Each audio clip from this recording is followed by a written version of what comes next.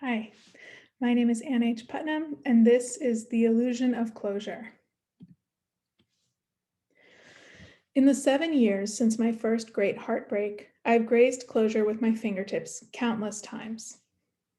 After the first time he visited me in San Francisco, where I'd fled from our London home when the engagement ended. After our wedding date passed, marked only by a tearful phone call and a savage hangover. After his second visit, when I lay curled on the bed in his Airbnb and contemplated ways to end my life.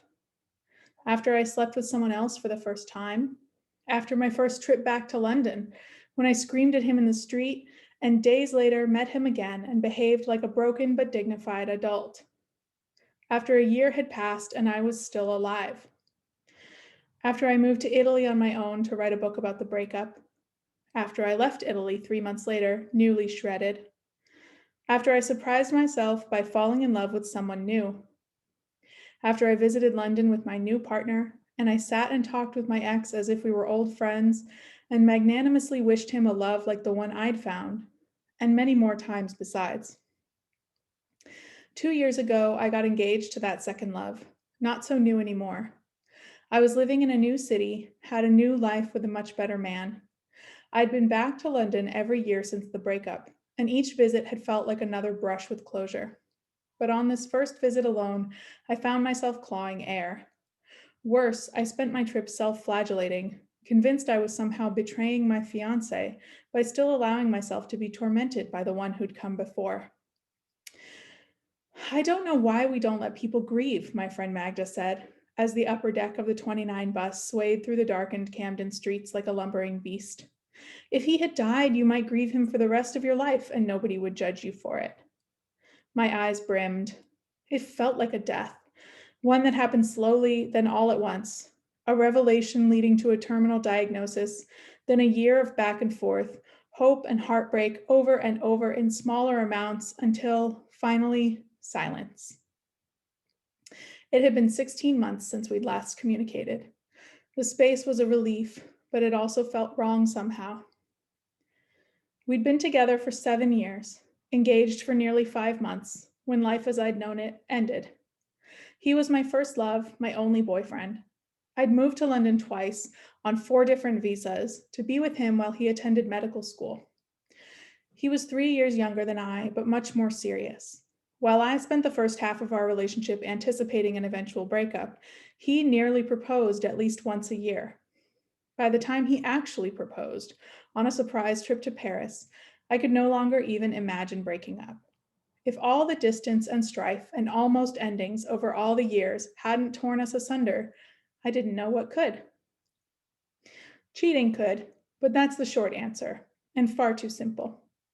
The real answer involves lies and manipulations and mistreatment, a betrayal so deep as to be irreparable, not that I didn't try for far too long. That night on the bus with Magda, rumbling up the high street past the shop where he finally bought a toaster when I moved into his shabby student flat in 2009, the little ivy covered side street where he stopped to kiss me and grin with glee that I was finally home again. The life I'd lost felt all too recent. You know, I told her, when we lived together, I used to worry about him dying all the time. If he was an hour late, I would imagine him lying under a bus, bleeding out, the paramedics with no idea that his next of kin wasn't kin at all, just a terrified American on a student visa, waiting alone in a freezing flat. I would get so worked up sometimes that when he finally did answer his phone or walk through the door, I'd burst into tears. When we broke up, I told him so many times that I wished he'd died instead. At least then I could still respect him as a human being. I laughed, both at my desperate cruelty and at the idiotic notion that losing him in one way would have been easier than another. Anyway, it would have been less complicated and maybe given me closure. Magda nodded. Exactly. You would have been allowed to grieve him for as long as you needed to, and nobody would judge you for still being sad. You'd just feel whatever you needed to feel, and that would be okay. She was wiser than she knew, always had been.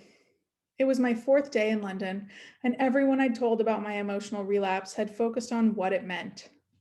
Do you miss him or the relationship? One friend asked, after I spent 10 minutes explaining why I didn't want to go back to him or the life we shared.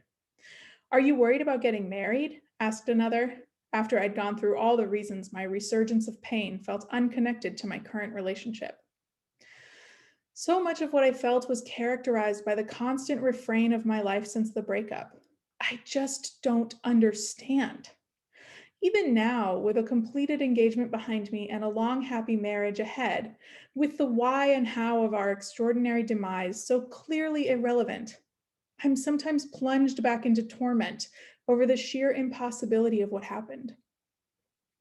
He'd been utterly devoted, doting on me and professing his love at every opportunity.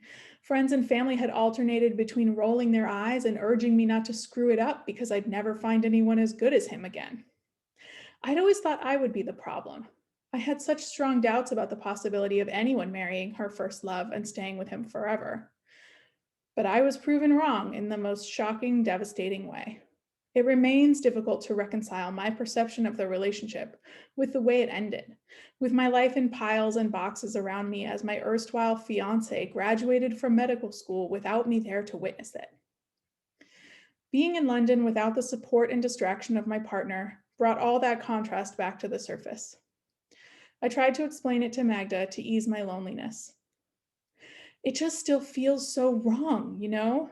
Like I moved between worlds, between parallel universes. But I did it wrong, and my pre breakup and post breakup lives wound up spliced together into something that looks whole on the outside, but inside is matched up all wrong.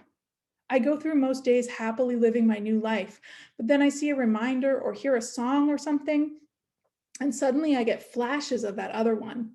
It's so painful, like an intense physical shock of recognition and confusion and hurt all over again, as if I were really living through 2013 instead of 2017.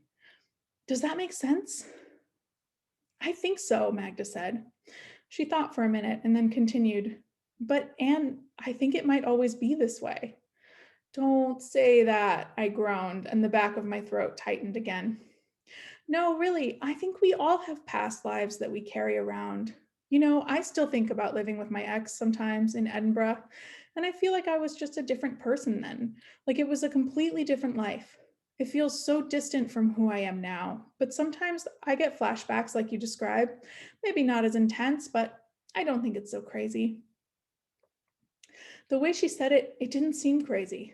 How was it that hearing my own experience from someone else's mouth could make it seem suddenly normal? Maybe you're right, I sighed. I just, I've never done this before. I've never broken up with anyone before, so I don't know how it's supposed to feel or when it's supposed to stop hurting. Well, take it from me, she smiled ruefully, because you know I've broken up enough for both of us. I laughed, but I was grateful for her experience and honesty. So much of what I'd heard from people since the breakup had arrived in the form of cliched platitude. What doesn't kill you makes you stronger. Time heals all wounds. Everything happens for a reason. I hated that one most of all. What reason could there possibly be for going through years of unbearable pain and confusion? These ostensibly comforting reassurances could never help me because I couldn't believe them. I'd always envied those who could. But it had gotten better with time. The wound hadn't healed completely, the scar tissue ugly and raw and like to split open periodically, but it was easier to breathe. I'd even found love again, a more honest and authentic version. Magda, too, had found a better love. In fact, everyone I knew who had been through a devastating breakup had found love and, more importantly, come to better understand herself. If what Magda said was true, that we would carry these painful events with us forever, risking flashbacks and resurgence of trauma at any given time, then the only thing we could control was how we interpreted and reacted to those resurgences. As I sat in Heathrow Airport a week later on my way home to my new fiance, a song came on the PA system, Finally Woken by Jem. That whole album reminded me of my ex. He'd introduced me to it in the early months of our long distance relationship, when each new email had a song as a subject line and opened with why the song reminded us of each other. I braced for tears, or at least a tightening of my chest, but none came. Instead, I smiled a little, sadly, and felt the loss without being angry with myself. That was new.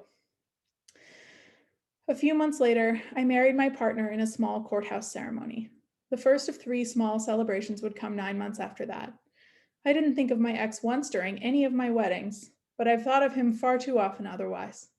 I go weeks without a flashback, months without an emotional response to reminders of him, and then, when my defenses are down and the veil between my past and present thins, I'll be hit with a week of dreams and reveries and heart clenching reliving. I went to London last fall, again on my own. For months leading up to the trip, my anxiety hung around in my veins, sometimes bum rushing my heart and causing panic and tears, but always, always lurking. My husband, for whom my past relationship trauma has been a companion these many years, was loving and supportive as usual. His patience for my ex's presence in my psyche has waned, but luckily so has the presence, mostly. And when the chips are down, my husband is always on the side of emotional honesty and making space for difficult feelings. The week I spent in London, staying with Magda and her partner and their 1-year-old baby, was almost the opposite of that week in 2017.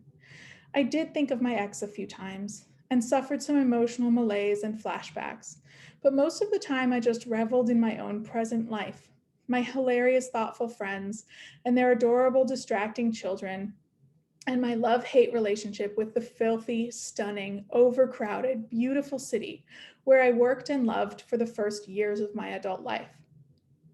I came home with a terrible cold and a mostly intact heart. My husband picked me up at the airport and held me in a swaddling hug for 5 minutes, then drove us back to our home. Life went on, as it has a habit of doing. My past and present still feel spliced, but the proportions shift every year. I live more here and less there. I'd say it's around 75-25 now. And while I've never been a C student, I'll take the pass. Will I ever be able to read a headline about Rome without immediately remembering the tenderness with which my ex wrapped his arms around me when a cold wind blew off the Tiber? Or see a reference to House or Scrubs or pretty much anything medicine related without hearing his affected doctor voice explaining some symptom or another? Or read about yet another royal wedding without remembering his fiercely anti-monarchy politics, clashing with his love of all things traditionally English? Will I ever get my coveted A+, live 100% in this world and let go completely of the past? I don't know. Maybe I will always carry him around, like a latent disease from which I've recovered, but for which there is no cure. Maybe I will always have relapses and flare-ups, but maybe that's what closure is. Not so much a forgetting as a recognition and acceptance of my own pain's persistence. Perhaps the goal is to approach zero, get as close as I can, while acknowledging that it might not exist. Maybe I will feel this way periodically for the rest of my life, but at least now I know from experience that I can keep living and enjoying that life, despite the risk. Thank you.